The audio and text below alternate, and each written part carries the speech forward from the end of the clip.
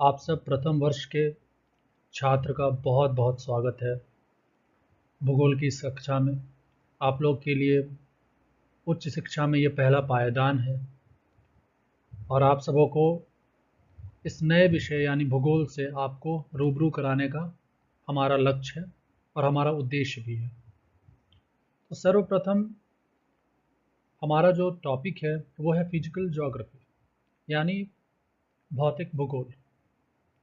भूगोल कई हिस्सों में बटा है, उसमें से एक हिस्सा है भौतिक भूगोल का और दूसरा हिस्सा यानी मुख्य रूप से हम अगर भूगोल को कई हिस्सों में बांटे तो उसमें मुख्य रूप है दो हिस्से। पहला हिस्सा है भौतिक भूगोल का और दूसरा हिस्सा है मानव भूगोल का। तो हम पहले हिस्से में भौतिक भूगोल पढ़ेंगे और इसी का जो हमारा दूसरा जो सब सेक्शन है या जो दूसरा हिस्सा है उसमें हम मानव भूगोल के बारे में पढ़ेंगे। और पहला हिस्सा जो हमारा भौतिक भूगोल है, आज हम उसके परिभाषा, उसकी व्यापकता और उसका किस तरह का नेचर है, व्यवहार है, वो देखेंगे।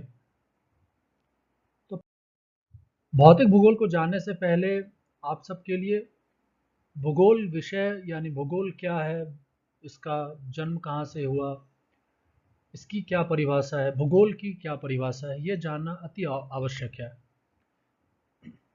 तो पहला कि भूगोल शब्द का जन्म कहाँ से हुआ, तो वो एक ग्रीक शब्द यानी दो ग्रीक शब्दों का मिलन है भूगोल। पहला है जियो मीन्स जिसका मतलब है पृथ्वी और दूसरा है ग्राफीन जिसका अर्थ है टू राइट अबाउट मतलब उसके बारे में लिखना। यानी हम दूसरे शब्दों में कहें तो पृथ्वी के बारे में लिखना ही भूगोल है। अगर हम भूगोल के व्यापकता की बात करें तो बहुत सारे लोग इसको कहते हैं कि ये बहुत सारे यानी सारे विषयों की जननी है। कुछ आलोचक भी ये कहते हैं कि अगर हम उसके उसके उसे इंग्लिश में देखें तो it is also regarded as jack of all trade master of none. Means कि हमें हर विषय के बारे में थोड़ी थोड़ी जानकारी है लेकिन इसकी यानी किसी एक विषय की गहराई हमें नहीं पता। ये एक बहुत बड़ा धब्बा भी भूगोल के ऊपर है। उसके बाद बहुत सारे लोगों ने इसे परिभाषित करने अपने तरीके से परिभाषित करने की कोशिश की, जिसमें पहला जो परिभाषा जो मैं यहाँ बताने जा रहा हूँ वो है पीटर हैगेट का, जो 1990 में उन्होंने दिया था। इसमें उन्होंने कहा था कि हम पृथ्वी की सतह का अध्ययन करते हैं जहां मानव जनसंख्या निवास करती है। उसके बाद दूसरा परिभाषा जो काफ़ी व्यापक है, काफ़ी इस मतलब इस परिभाषा को काफ़ी लोग बहुत जगहों पे भूगोल के परिभाषा इस परिभाषा को लोग इस्तेमाल करते हैं और मानते हैं कि ये परिभाषा काफ़ी संपूर्ण परिभाषा है भूगोल के लिए। भूगोल को परिभाषित करने के लिए एक संपूर्ण परिभाषा के रूप में इसे इस्तेमाल किया जाता है हर जगह पे। तो पहला है, और ये एक तरह की बात कहें कि geography is an accurate orderly and rational description and interpretation of variable character of the earth surface. यानी इसमें ये कहा गया है कि हमारी जो पृथ्वी हमारा जो सतह है वो उसमें अनेक तरह के कैरेक्टर मिलते हैं यानी अनेक तरह के तत्व मिलते हैं। उसकी अलग अलग अलग हर एक स्थान पे उसकी बनावट अलग है। उसमें मिलने वाले जो फिनोमिना है, उसमें मिलने वाले जो पदार्थ हैं, उसमें मिलने वाले जो तत्व हैं, वो सब भिन्न भिन्न हैं। और उन सब भिन्नताओं के बारे में सटीक सही तरीके से उसका विवरण प्रस्तुत करना ही भूगोल है। यानी उन भिन्नताओं के बारे में हमें बताना, उन भिन्नताओं के बारे में हमें रूबरू कराना ही भूगोल का मुख्य उद्देश्य है कि आखिर वो भिन्नताएं क्या हैं और वो भिन्नताएं आपस में किस आधार पर आपस में जुड़ी हुई हैं। क्योंकि कितनी भी भिन्नताएं हों वो आपस में एक दूसरे से जुड़ी होती हैं और उनके जुड़ने से ही अनेक अनेक अनेक तरह के नए इस नए तत्व, नए परिस्थितियां हमारे सामने आती हैं। उसके बाद तीसरा जो प्रमुख परिभाषा है वो है त्वान का, जो उन्होंने 1991 में दिया। कि उन्होंने कहा कि पृथ्वी जहाँ पे मानव निवास करते हैं। फिर एक बहुत पुराने भूगोलविद इराटोस्थेनीज, अगर सीधे शब्दों में कहें तो वो बहुत प्राचीन भूगोलविद हैं, ईसा पूर्व के भूगोलविद हैं और मेनली ग्रीक सिविलाइजेशन यानी ग्रीक सभ्यता से जुड़े हुए थे वो, और ग्रीक स्कॉलर के रूप में उनका बहुत बड़ा पहचान था। उन्होंने उन्होंने भी उसको उसी तरह कहा जो ट्वान ने बाद में कहा कि होम ऑफ द मैन, यानी मानव अधिवास के लिए अगर हम पृथ्वी का अध्ययन करते हैं किस रूप में, तो मानव मानव अधिवास के रूप में, उसी को हम भूगोल कहते हैं। उसके बाद बाद के शब्दों में देखें, बाद के कुछ स्कॉलर्स को देखें जिसमें सबसे इंपॉर्टेंट है डीएम स्मिथ भी आते हैं। उन्होंने इसके बारे में कहा कि special relation in human affair, means हम लोग जो स्पेस है, जो क्षेत्र है, उसमें अनेक अनेक मानव गतिविधियां हैं, उनका जो अध्ययन हम करते हैं वो एक तरह से भूगोल होता है। तो हम लोगों ने अभी देखा कि भूगोल के कई तरह के परिभाषा हैं और अलग अलग अलग विद्वान अलग अलग तरह के परिभाषाओं का उपयोग करते हैं, और इसको आगे देखने के बाद हम फिर देखते हैं कि किस तरह से भौतिक भूगोल को किस तरह से लोगों ने परिभाषित करने की कोशिश की है और उसकी परिभाषा क्या है। तो भौतिक भूगोल की परिभाषा अगर हम देखें तो सबसे अच्छे तरीके से इसे परिभाषित करने का श्रेय आर्थर होम्स को जाता है। इसमें क्या है, वो कहते हैं कि भूगोल मुख्य रूप से भौतिक वातावरण जिसमें पृथ्वी की उचावच, यानी हम अगर कहें तो भू आकृति विज्ञान यानी जियोमॉर्फोलॉजी, दूसरा उसके समुद्र और समुद्र में मिलने वाले तत्व यानी अगर हम बात करें ओशियनोग्राफी, और दूसरा हवा, यानी हम अगर बात करें तो जलवायु विज्ञान यानी मेट्रोलॉजी या क्लाइमेटोलॉजी। यानी हम अगर ये बात करें कि भूगोल क्या है, मतलब भौतिक भूगोल क्या है, तो वो जो हमारा फिजिकल इन्वायरमेंट है, यानी हमारी जो भौतिक भौतिक पर्यावरण है, उसके बारे में अध्ययन करना ही मूल लक्ष्य है फिजिकल ज्योग्राफी का यानी भौतिक भूगोल का। और उसके अंदर हम क्या अध्ययन करते हैं, उसके अंदर हम उचावच का अध्ययन करते हैं, जिसे मूल रूप से अगर हम कहें तो भू आकृति विज्ञान लोग कहते हैं। अगर हम समुद्र या समुद्र में मिलने वाले तत्वों का अध्ययन करें तो उसे हम ओशियनोग्राफी यानी समुद्र विज्ञान कहेंगे। और तीसरा हम अगर हवा और हवा की अनेक परिस्थितियों के बारे में अध्ययन करें यानी मेट्रोलॉजी या क्लाइमेटोलॉजी उसे कहेंगे। दूसरा कि ज्योग्राफी क्या सिर्फ भौतिक तत्वों का अध्ययन करेगा? नहीं, सिर्फ भौतिक तत्व नहीं, वो भौतिक तत्व जो है मानव क्रिया को किस तरह से प्रभावित करते हैं, उन दोनों को यानी इसका भी अध्ययन करना इसका लक्ष्य है। यानी हमारे पास एक भौतिक तत्व है, बहुत सारे भौतिक तत्व हैं, और वो भौतिक तत्व जो हैं, जो भौतिक पर्यावरण है हमारा, वो भौतिक पर्यावरण किस तरह से मानव गतिविधियों को प्रभावित कर रहा है, इनका अध्ययन भी मूल मंत्र है हमारे भौतिक भूगोल का। उसके बाद नेचर, इसका नेचर कैसा है। तो अगर हम बात करें भूगोल के, अगर नेचर की बात करें या भौतिक भूगोल के नेचर की बात करें, तो एसोसिएशन ऑफ फिनोमेना, यानी बहुत सारे तत्व आपस में जब जुड़ते हैं और उस प्रभाव के कारण जो अनेक अनेक तरह के हम कहीं ना कहीं उससे प्रभावित होते हैं, उनके जुड़ने से प्रभावित होते हैं, उसे फिजिकल ज्योग्राफी, यानी हम अगर बात करें उसके नेचर के, तो हम एसोसिएशन ऑफ फिनोमेना की बात हमेशा करते हैं।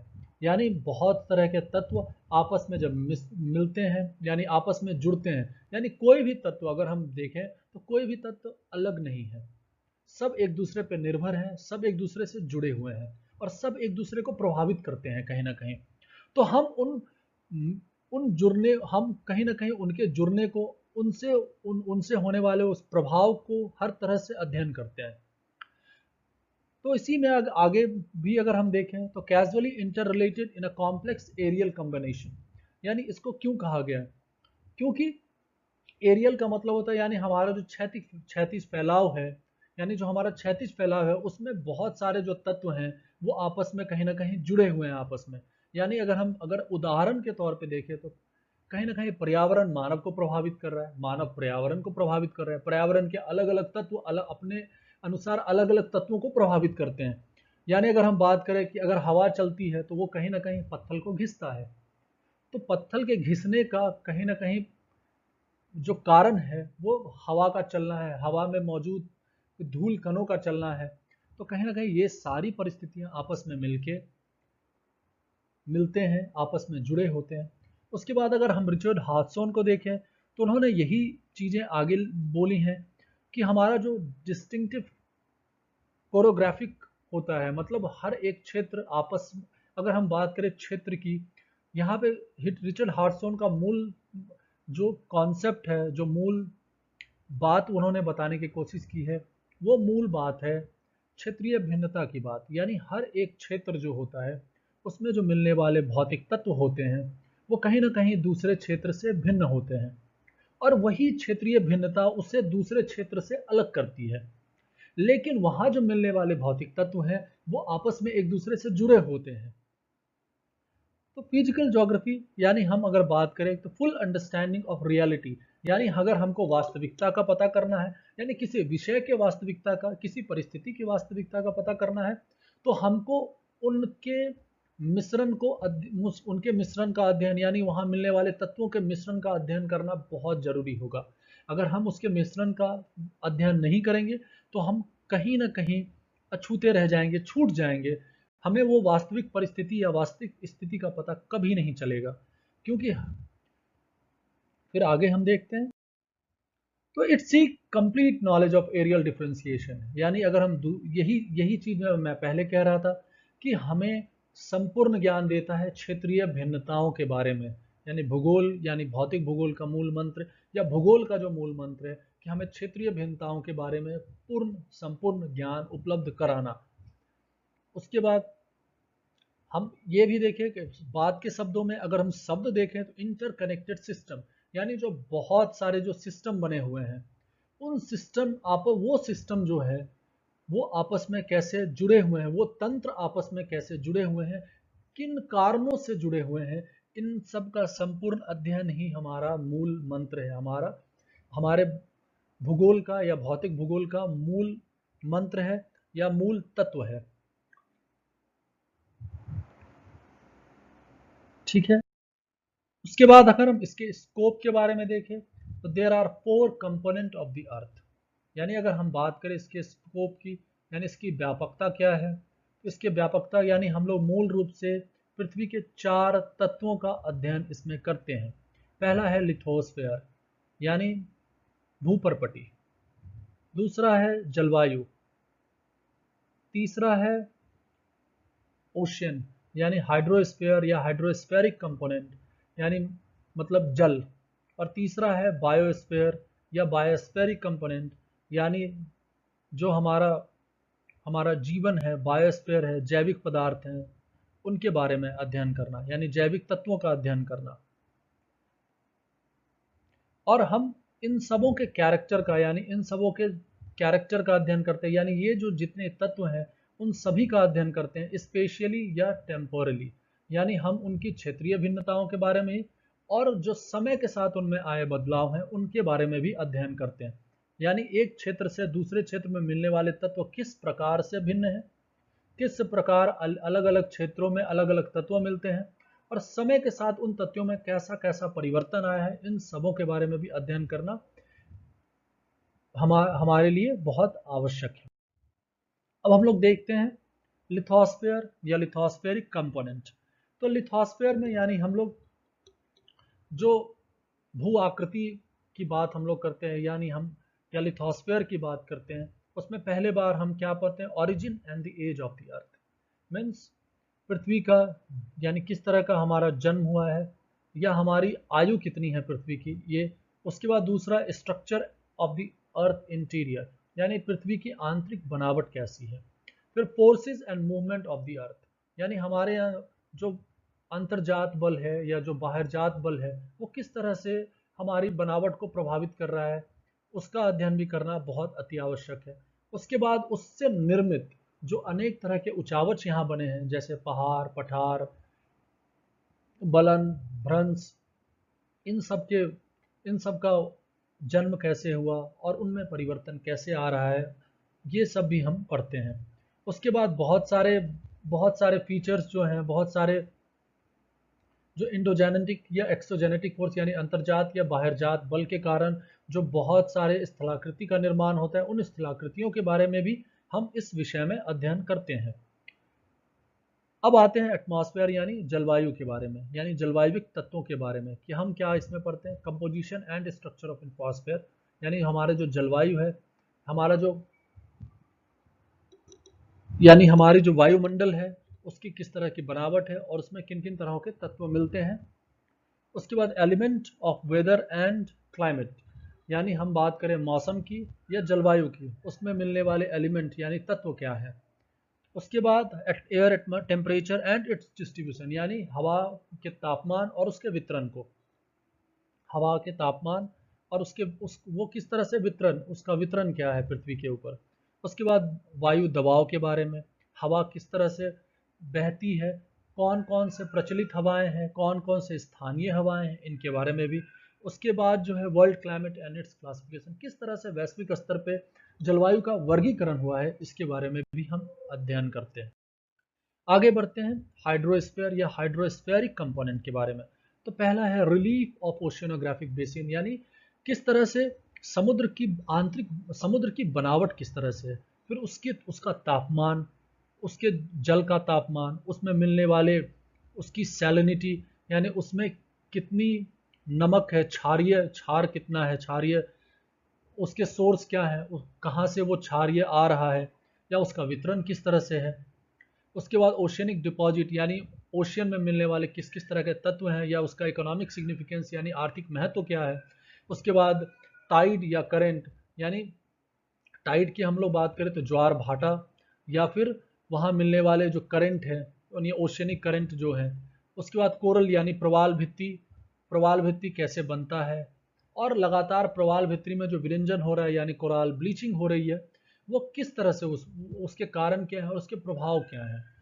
उसके बाद बायोस्फीयर या बायोस्फेरिक कंपोनेंट की बात करें तो दूसरा यानी बायोस्फीयर मतलब जैव मंडल की या जैविक तत्वों की हम बात करें, यानी कंपोनेंट ऑफ बायोस्फीयर यानी कौन से बायोटिक या एबायोटिक कंपोनेंट यानी जैविक अजैविक तत्व वहाँ मिल रहे हैं, मृदा किस तरह से बन रही है।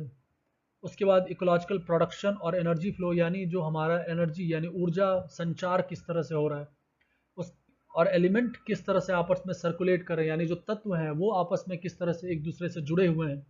उसके बाद जो हमारा इकोसिस्टम है वो किस तरह से स्टेबल या इनस्टेबल हो रहा है, यानी किस तरह से वो स्थिर है या अस्थिर हो जाएगा। यानी हम लोग पारिस्थितिकी तंत्र की बात करते हैं, पारिस्थितिकी तंत्र की स्थिरता और अस्थिरता के बारे में भी हम उसका अध्ययन करते हैं। उसके बाद effort to reduce the impact of ecosystem instability यानी जो पारिस्थितिकी अस्थिरता आती है तो हम किस तरह के विज्ञान का इस्तेमाल करके उससे निपटने की कोशिश करते हैं। और हम बहुत सारे ऐसे अंतर्राष्ट्रीय निगोशिएशन भी करते हैं, यानी अंतर्राष्ट्रीय बहुत सारे संबंध बनाए गए हैं, बहुत सारे इसके लिए नियम बनाए गए हैं जिससे हम इससे हम पार पा सकते हैं या इससे हम जूझ सकते हैं आपस में। धन्यवाद। अब हमारा आज का यहीं पे क्लास खत्म होता है, फिर अगले क्लास में हम लोग देखेंगे किस तरह से भूगोल अन्य विषयों के साथ जुड़ा हुआ है। धन्यवाद।